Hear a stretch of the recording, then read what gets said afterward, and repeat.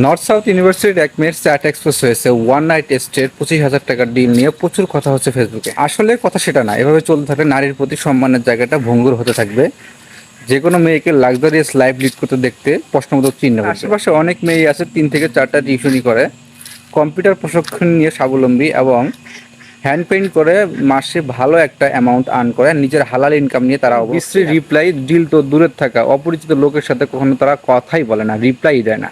অযথায় news feed scroll এবং funny video দেখে তাদের অধিকাংশ সময় পার আগ বাড়িয়ে কাউকে ইনবক্স করে না, আর কেউ যদি ইনবক্স করে খুব বেশি কথা বাড়ায় না। সামর্থ্যের বাইরে গিয়ে সোশ্যাল স্ট্যাটাস মেনটেন করা অনেক মেয়ের মন মানসিকতা নষ্ট করে দিয়েছে।